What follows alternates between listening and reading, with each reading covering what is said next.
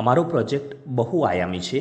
તેમાં એક જ તીરથી અનેક લક્ષ્યો સાધવામાં આવ્યા છે, જેમ કે વિદેશી જાતિઓનું અતિક્રમણ અટકાવવું, જમીનની ફળદ્રુપતા વધારવી, રાસાયણિક દવાઓ અને ખાતરોથી થતા જમીનના પ્રદૂષણને અટકાવવું, ખોરાકની વિષારીતા અટકાવવી, ખોરાકનું પોષણ મૂલ્ય વધારવું, માનવ સ્વાસ્થ્યની તંદુરસ્તી વધારવી, પ્રાકૃતિક જૈવિક અને કાર્બનિક ખેતીને પ્રોત્સાહન આપવું, ખેડૂતની ઉપજ વધારવી, ખેતીનો ખર્ચ ઘટાડવો, રાસાયણિક જંતુનાશકો પરની નિર્ભરતા ઘટાડવી, વનસ્પતિઓના રેસાનો ઉપયોગ કરી કલાત્મક કલાકૃતિઓ બનાવી અને આ રીતે રોજગારી પૂરી પાડી આત્મનિર્ભર ભારત માટે એક બળ પૂરું પાડવું।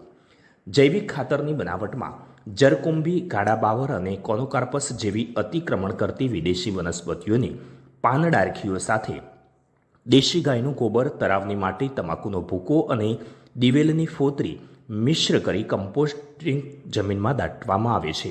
તેની ઉપર માટીનો થર વાવી બેડ બનાવવામાં આવે છે। આમ પહેલાં તેનું અજારક સૂક્ષ્મજીવો દ્વારા અપૂર્ણ દહન કરવામાં આવે છે। ત્યારબાદ તેમાં મોટા છિદ્રો પાડી તેમાં ગૌમૂત્રમાં ઓગારેલ દેશી ગોળ અને કઠોળના લોટનું મિશ્રણ રેડવામાં આવે છે। 15 દિવસ પછી જારક સૂક્ષ્મજીવો દ્વારા સેન્દ્રિયકરણ અને ખનિજીકરણની પ્રક્રિયાથી ગાઢા રંગનો દાણાદાર પદાર્થ તૈયાર થાય છે, જે કાર્બનિક ઘટકોથી સભર હોય છે, જેને મિશ્ર કરી બેગોમાં ભરવામાં આવે છે, જેનો ઓર્ગોનિક ખાતર તરીકે ખેતરમાં ઉપયોગ કરવામાં આવે છે।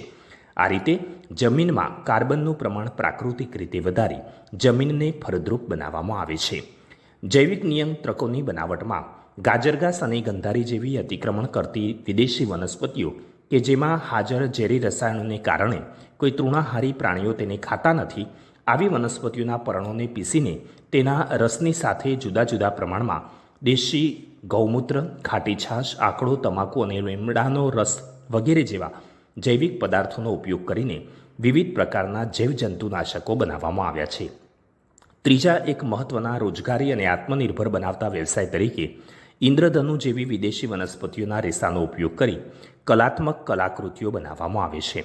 આમ આપણું અને આપણી ભાવિ પેઢીનું ભવિષ્ય અંધકારમય બની રહ્યું છે, ત્યારે તેના શ્રેષ્ઠ વિકલ્પ તરીકે અમારો આ ઇનોવેટિવ પ્રોજેક્ટ સાચા અર્થમાં આપત્તિને અવસરમાં ફેરવશે, સાથે જ તે આત્મનિર્ભર ભારતના સપનાને પણ સાકાર કરશે। Thank you. જય હિન્દ।